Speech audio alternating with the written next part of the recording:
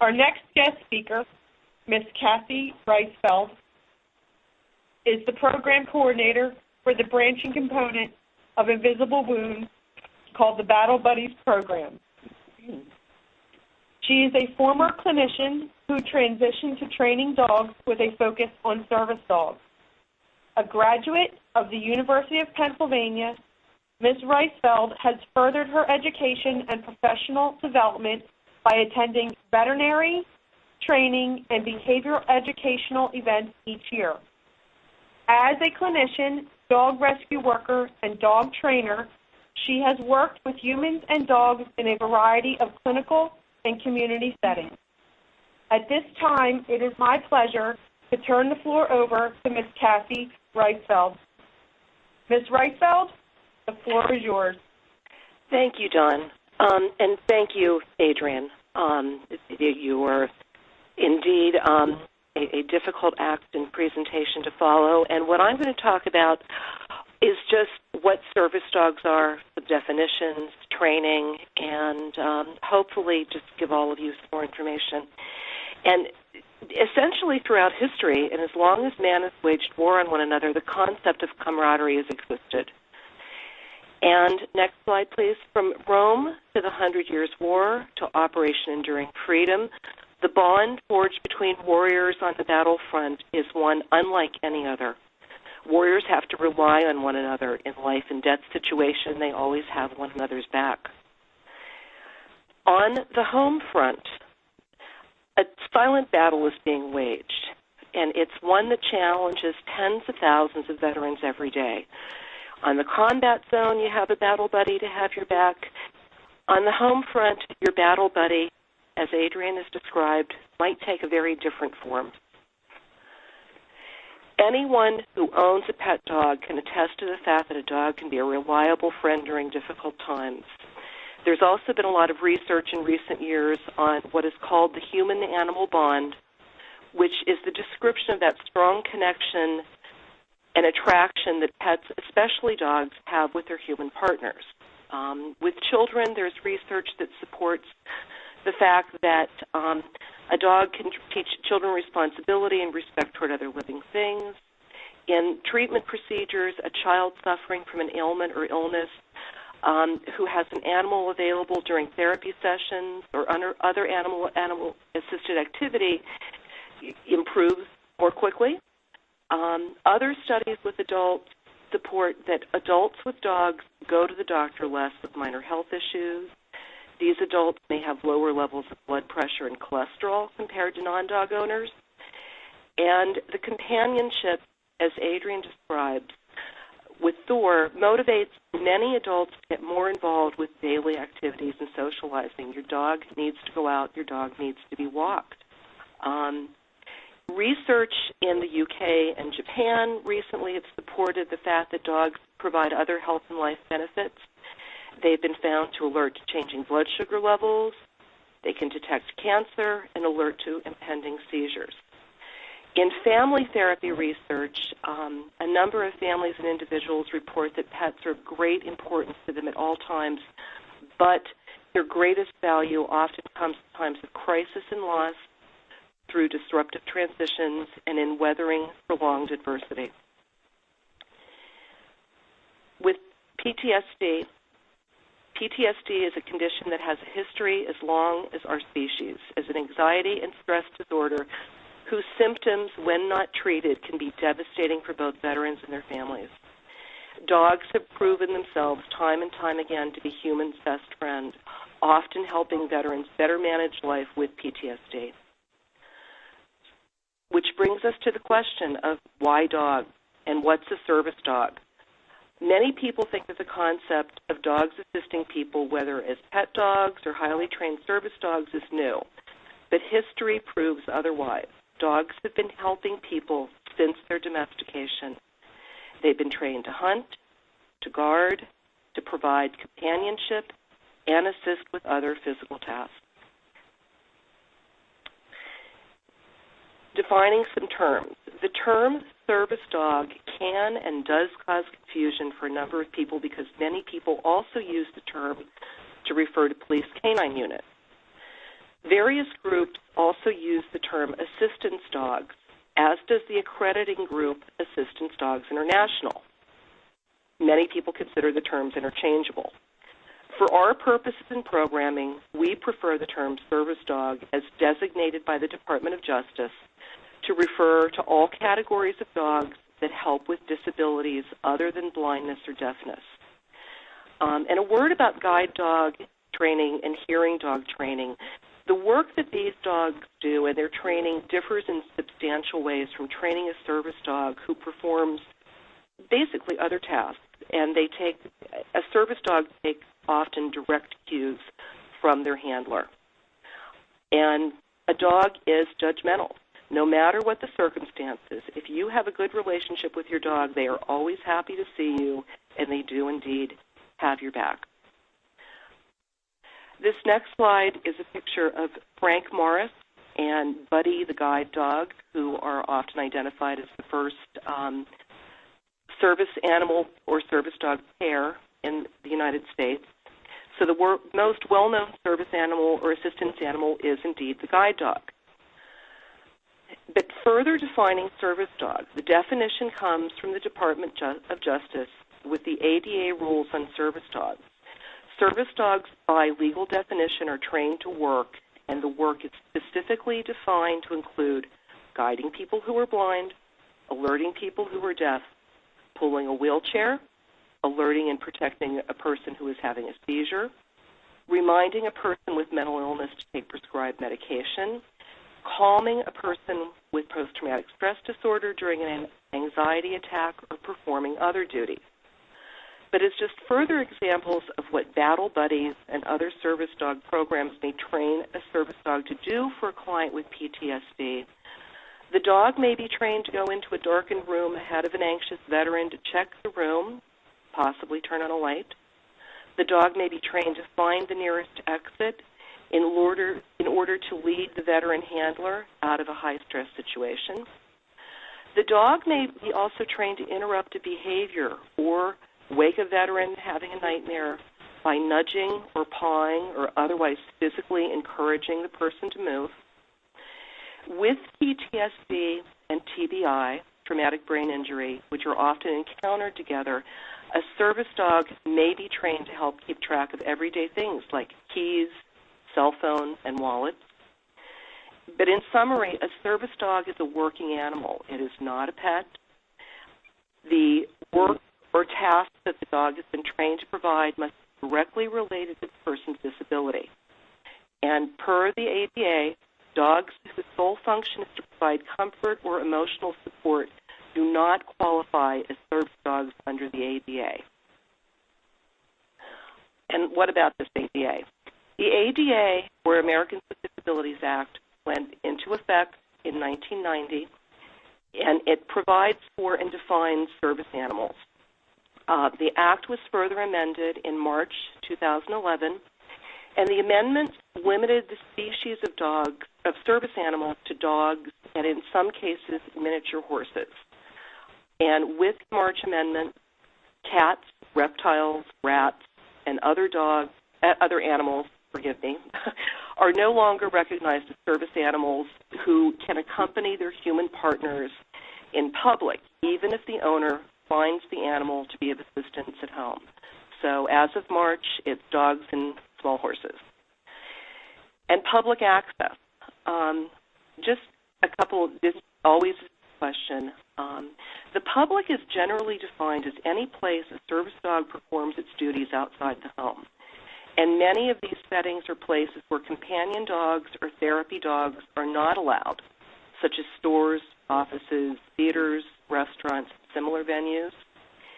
The handler with a trained service dog has access rights. The dog alone does not have access rights, and a therapy dog does not have public access rights. And these access rights are granted and given by federal law. However, an important note, it's important that if you're out with as a working team, that expectations for public behavior are understood and can be met as specified by what is called the public access test and public access testing.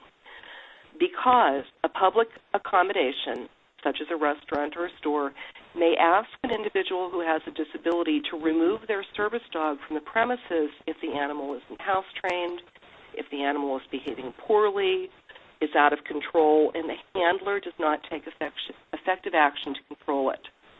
So therefore, any team out in public represents every other working team who venture out. So who are these service dogs? The breeds that are often used for service dog work are Labrador Retrievers, Golden Retrievers, Lab Golden Crosses, and they are the most frequently used dogs in the United States. In the past, a lot of German Shepherd dogs were used, but in recent years, a number of dogs from what are called the working and herding groups have had more health issues or behavioral issues around reactivity and protectiveness. And per ADA guidelines, a dog trained for protection work does not qualify as a service dog. So when looking at dogs for service work, programs and trainers have several things to consider. You look at the breed's specific purpose, essentially asking what work or job was that dog originally bred to do. You take into consideration the dog's size, their physical capabilities, overall health, and longevity predictions, grooming needs, and a number of other factors in looking at any dog for service dog work. And while you can't overlook breed inclinations, generalization should be avoided. And as one example, not all Labradors would make great service dogs. And I live with two here. I love them dearly, and I am the first to tell you that they are not service dog material. The individuals and programs who have established breeding or puppy programs are very selective in screening their breeding dogs for physical soundness and temperament. That said, a number of programs and individual trainers have had great success in using shelter and rescue dogs for service dog work. A little bit about what this involves. Training service dogs is resource intensive, both in terms of time and cost, and not all dogs can do the work, even with careful breeding, or other selection criteria. An organization that breeds dogs for their program spends 24 to 30 months training a puppy through adulthood before the dog is ready for its partner. The first 15 months are usually spent with a puppy raiser, followed by 6 to 9 months with a professional trainer. Most dogs are placed at the age of 2 years or older to allow for the dog to fully physically and emotionally grow. A lot of dogs who are, especially large breeds between 12 and 15 months, do go through doggy adolescence. So when looking at a service dog candidate, you really want them to be fully physically grown and emotionally mature. The IAADP minimum standards for public access specify a minimum of 120 hours of training over a period of 6 months or more. At least 30 of those hours are devoted to outings, prepare the dog to work obediently and unobtrusively in public. And the costs are estimated to train one full-fledged service dog that the costs range from $25,000 to $50,000. And the fees vary by organization. Some programs have no fees. Other waive fees for qualified applicants. So who makes it as a service dog? Well, the percentage of dogs that make it to be full-fledged dogs, those numbers vary from 20 to 80%, meaning 8 out of 10 dogs make it. And these numbers are self-reported by programs and trainers. Canine Companions for Independence, which is one of the largest service dog programs in the United States, states that 35 to 40% of their dogs become full-fledged service dogs. A lot of rescue and shelter programs report 20 to 40% success rates. So the numbers range from 1 to 3 out of 5 dogs selected for training who actually make it. And dogs wash out for a variety of reasons, including what could be considered typical dog behavior, like being distracted by cats or birds, or whining or barking in public. And a dog whose obedience and work is perfect at home may still not qualify as a full-fledged service dog if, as just one example, the dog constantly barks or whines in public. It's not acceptable. The dog is not being an obedient and unobtrusive service dog. People who were passing their pet dogs off as service dogs was just one reason for the U.S. Department of Justice ruling to tighten up requirements for service animals in March. So what makes a good service dog? Here are some criteria. This is not a comprehensive list. The foundation for all good service dog work is also solid obedience training. So how are the dogs trained? Many programs, including our Battle Buddies program, are committed to using purely dog-friendly methods. In our training, we use positive reinforcement. We lure, we capture, and shape the behaviors that we want, and then we test or proof these for all of our dog programs, whether it's our companion, therapy, or our service dog training. It is generally, most programs are moving to positive methods, particularly with service dog teams, because we're building a team, which means that there needs to be a solid and trusting relationship between the dog and the handler. Making the match. The key to a successful match is a comprehensive assessment on both ends of the leash. In a program providing trained dogs, the client applies to the program, and this is an intensely personal process, and it's important to select a service dog program carefully. There is a thorough interview and application, client interviews and dog screenings, because programs really want to make the best match. And then a client match is made with the dog, and the team then generally participates in an intensive 2-week or longer team training session with their adult dog. And what happens during team training, the handler is trained in service dog management skills. The dog's overall training is further refined and fine-tuned to meet the handler's needs. And in general, top programs and individual trainers offer ongoing training support, and they retest their dogs yearly or every other year to make sure the dogs remain up to high standards.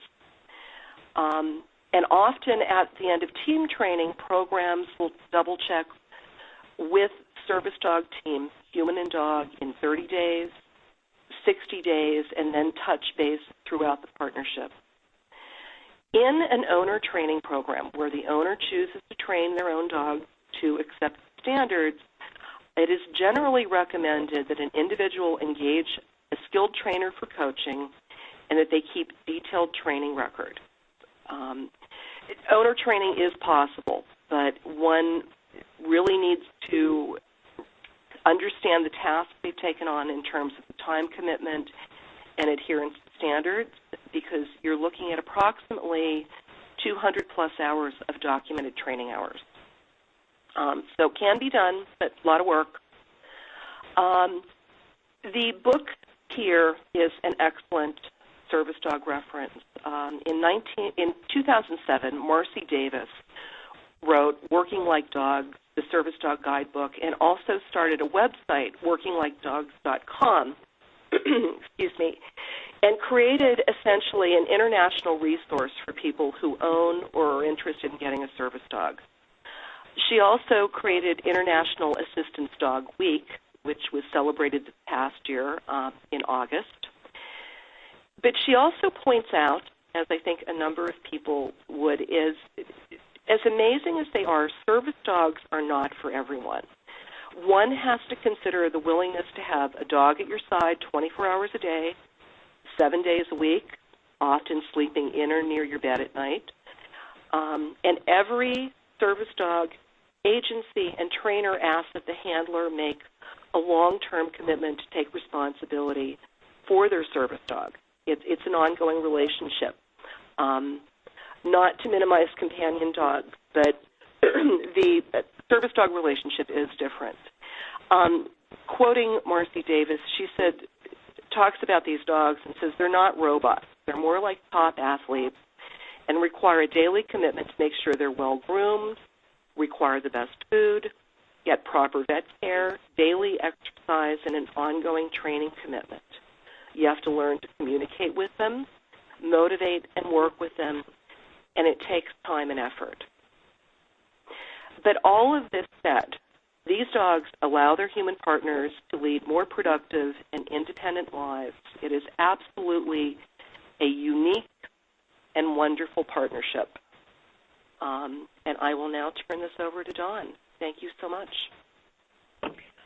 Thank you, Cathy. A very informative presentation, if I say so myself. And having 2 labs, I know the commitment that it takes, and they're far from being service dogs. I'd like to share just quickly a short article that was featured in Psychology Today. The article that was written by Dr. Tracy Stecker ties in with what we've heard today and supports the question, why dogs? As we've heard, the obstacles associated with PTSD in our military culture often turn struggles for military personnel from daily activities to disassociation with family and friends and ultimately with life itself.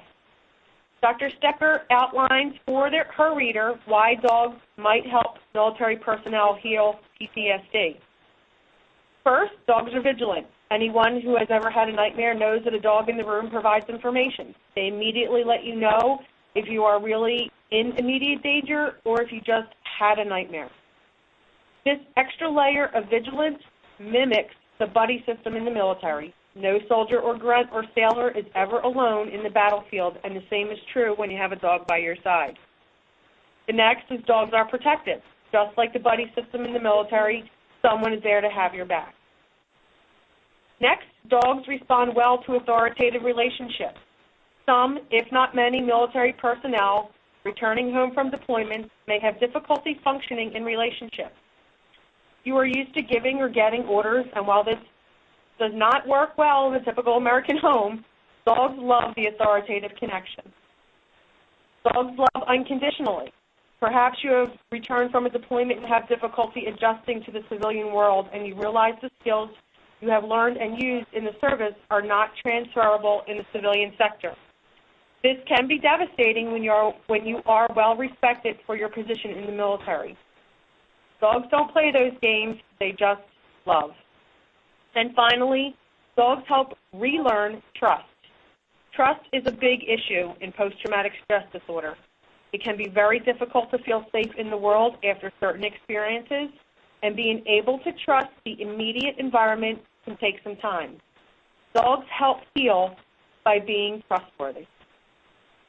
Cathy, I have 2 questions that came in for you. The first one is, how long does it take to train service dogs, and where did you receive your training? Okay. How long does it take to train a service dog? Generally, I stick to with an adult dog if I have a rescue or shelter dog.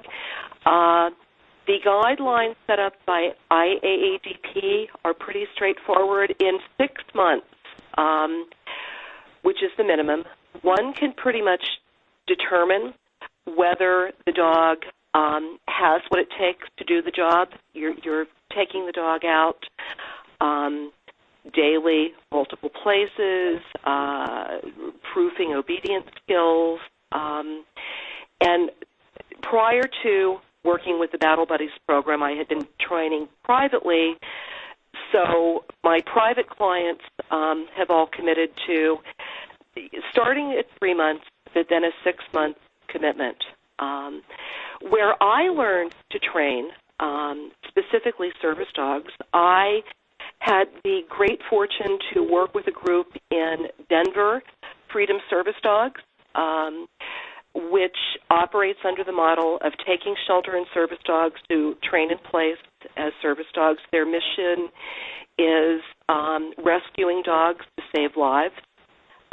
They've actually developed a rather extensive veterans program since I have left them, and they're got tremendous hands-on training and exposure there, but I've also I go to a lot of seminars. Most recently, much to the amusement of my children, I spent a week at chicken camp, learning to train chickens, because if you can train a chicken, you're a better dog trainer. And being a clinician helped, too, at least understanding disability. I was an occupational therapist, so the concept of adaptive behaviors and breaking things down into smaller steps is very familiar for me. And I hope I answered both of those questions. I believe that you did. I have a question here, and I'm not really sure who to address it to. I think if both of you want to give a component to the answer, that would be great. It says, how does funding work for Battle Buddies? And do veterans pay anything? Adrian, why don't you take that to start? All right. Well, our goal is to have people help out if they can afford it. We do not want this to be a program that favors the rich and favors people who can go out and afford to buy a dog on their own, because that sort of defeats the purpose of our program in the first place. That being said, if possible, we would certainly ask that the veteran help defray the adoption costs. Other than that, we plan to have everything else that goes with the initial adoption be donated. Food, we will work on it. We'll get health care. Of course, not health care forever, but we will get a clean bill of health when the dog comes, food, leash, things of that nature. And the goal also will be to get some sort of deal with local vets for at least discounted health care. And Cathy, you might want to take anything else. Did I miss anything? No, actually, we have developed some specific partnerships with local shelters and rescues that people looking at the dogs that they have coming in know what type of dog we're looking for. And the reason we run a 3-tiered program is the reality is not everyone wants to train a service dog, but they want a dog. But we are looking for essentially the same dog for all of these programs, that they would all conceivably have the potential to work, even if they don't have public access. And in doing all of that, we're also looking at partnerships with suppliers, as Adrian mentioned. And the overall goal of the program, to sum up, finances are huge with any dog program or nonprofit, but our goal is to make this program as accessible and veteran-friendly as possible. So our training classes, our pilot is being developed that we're not charging our initial companion dog trainer clients, but stating to them this is generally what this sequence of classwork would cost. If you are able to contribute, please do so. If not, we're just working on then paying it forward for the next veteran. Wonderful. Certainly, being a military spouse and the daughter of a Vietnam veteran, I am thankful for the services that you're doing and the things that you have started to help support our military. So at this time, we have come to the end of our presentation, and on behalf of Military Pathways, I want to extend my deepest gratitude to Captain V. Seth Nelson and Ms. Reisfield for your time. If you would like to learn more information about our military program or want to take an anonymous online self-assessment, please visit us at www.militarypathways.org. Like us on Facebook or follow us on Twitter at www.twitter.com/militarypathways. We hope this presentation about PTSD and service dogs has been of value to you or someone that you care about. Again, this concludes today's webinar, and thank you for participating.